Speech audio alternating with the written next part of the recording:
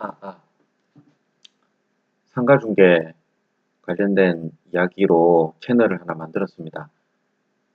제가 지금까지 겪었던 부동산 중개인 일들을 이제 이야기를 하면서 이제 뭐 막 공인중개사 자격증을 따신 분이나 아니면 자격증이 없으시더라도 상가중개를 좀 생각하시는 분들 아니면은 지금도 뭐 상가중개가 아닌 그냥 아파트나 일반적인 원룸, 뭐 오피스텔 뭐 이런 부분 쪽으로 잘 하고 계시던 분들도 상가중개 쪽으로 이제 한번 넘어가 보시려고 생각하시는 분들이 되게 많이 있더라고요.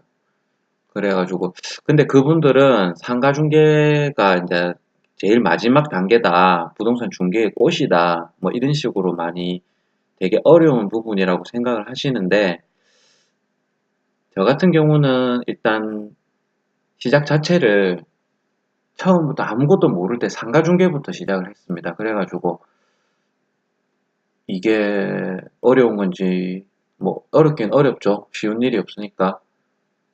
그래서 일단 무턱대고 덤벼드는 것도 하나의 방법일 수는 있는데, 그게 아니고서는 너무 많은 시간과 고통이 들어가니까 일단은 조금 먼저 시작한 경험자로서 이야기를 조금 해드리려고 합니다. 그래가지고 일단 제가 느끼는 이 상가 부동산 중개라고 해야 됩니까? 쪽 이야기를 한번 해볼게요.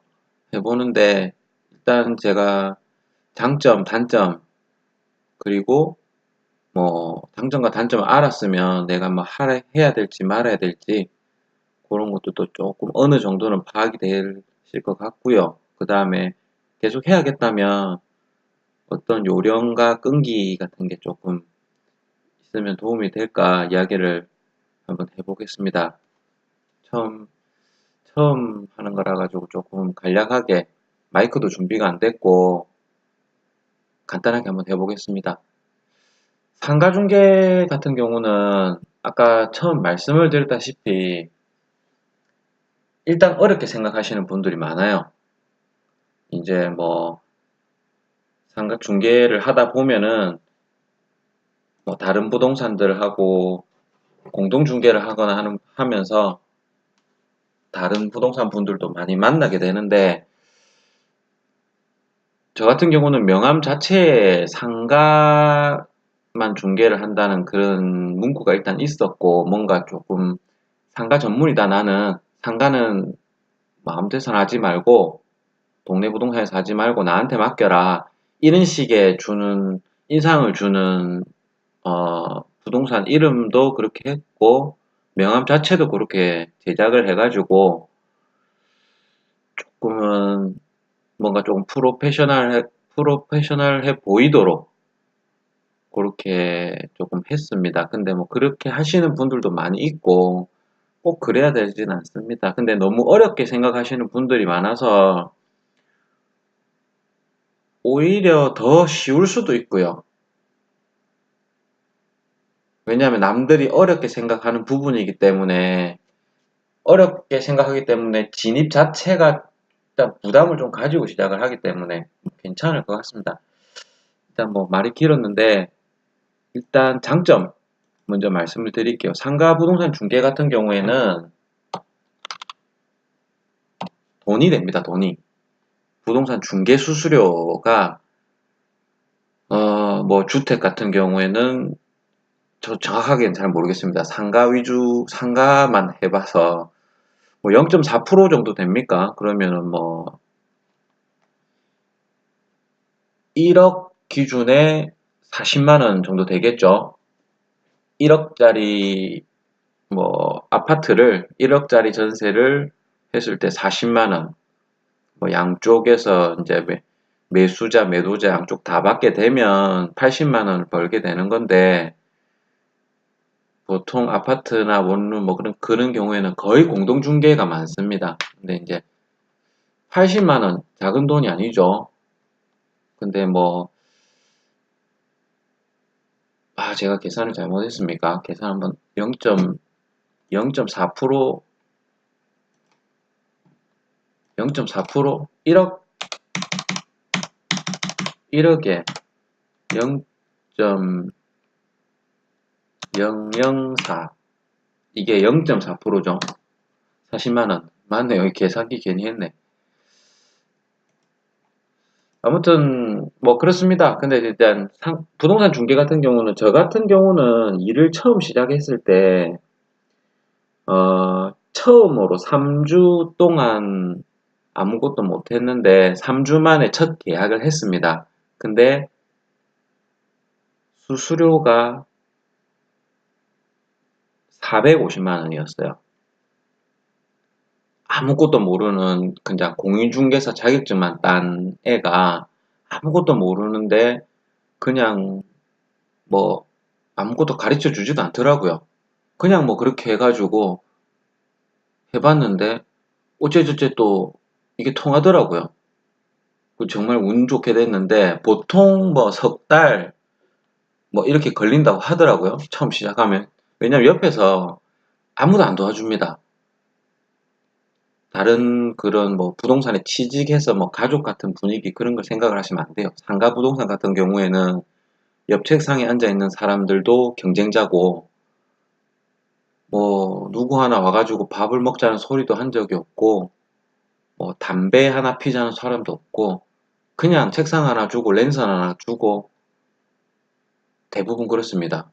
상가 전문으로 하는 데는 법인이 대부분이고 직원들이 작게는 10명, 많게는 4, 50명까지도 돼 있어요. 그리고 출근을 뭐 한 달에 한두 번 계약할 때만 나타나거나 아니면은 뭐 이 부동산 저 부동산 하면서 뭐 다리를 몇 군데 거쳐갖고 하는 사람들도 있고요. 아무튼 장점은 돈이 된다는 거예요. 계약 한 건에 450만 원이면 보통 그렇게 들어갑니다.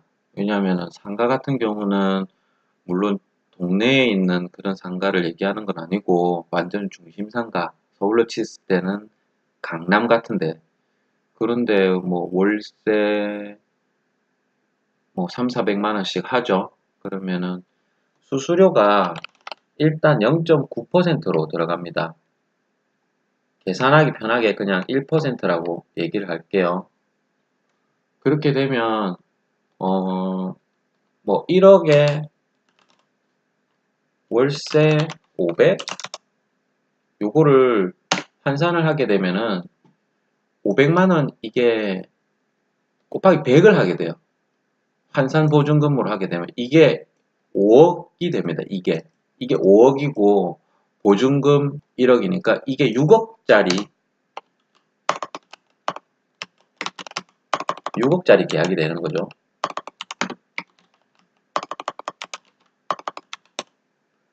6억짜리 계약에서 계산이 0.9%인데 쉽게 말해서 그냥 1%로 얘기한다 그랬죠. 요게 중개 수수료가 600만 원입니다. 근데 만약에 양박을 했다. 임차인, 임대인 둘 다 내가 작업을 다 해서 이걸 했다. 그러면 수수료가 1200만 원짜리가 되고요. 거기에 보통 상가 같은 경우는 권리금에 대한 수수료가 따로 있습니다. 그러면 1억에 월세 500만 원짜리면 제가 그냥 대충 한 건데 권리금이 얼마일 것 같습니까? 보통 뭐 2, 3천에 50만 원, 60만 원 이런 것도 권리금이 2천, 3천씩 붙어 있어요. 그럼 뭐 그냥 5천이라고 생각해 볼게요. 날라갔네. 권리금 5천짜리는 수수료를 보통 500을 달라고 얘기를 합니다. 이게 뭐 말도 안 되는 소리 같은데 일반적으로 그렇게 통용이 되고 있고 아무튼 그렇습니다. 제가 자세한 얘기는 뒤에서 좀 더 자세하게 하도록 하겠습니다. 일단 제일 중요한 건 돈이 된다는 거고요. 제일 장점입니다. 그 다음에 진입장벽이 조금 부담스럽기 때문에 사람들이 쉽게 잘 오기 어렵다는 거. 단점은 이 계약이 너무 안 된다는 거예요.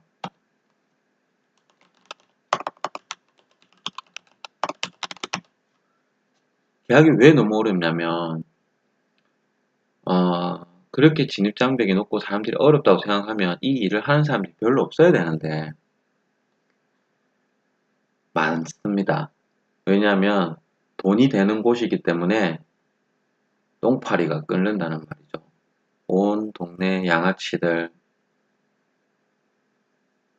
사기꾼들, 무등록 중개인들 다 붙어요. 돈이 되니까 계약 자체가 너무 어렵습니다. 돈은 되는데 계약이 어렵다. 이게 장점이자 단점이죠. 그래서 이거를 조금 버텨내고 요령만 파악을 하고 자기만의 어떤 그거를 만들어내면 정말 적게 일하고 돈을 벌 수 있는, 물론 쉽지 않습니다. 요령과 끈기를 알아내면은 괜찮습니다. 어, 오늘 말을 너무 버벅거리면서 했는데 다음에 조금 준비를 해서 조금 한번 해보도록 하겠습니다. 이상 마치겠습니다.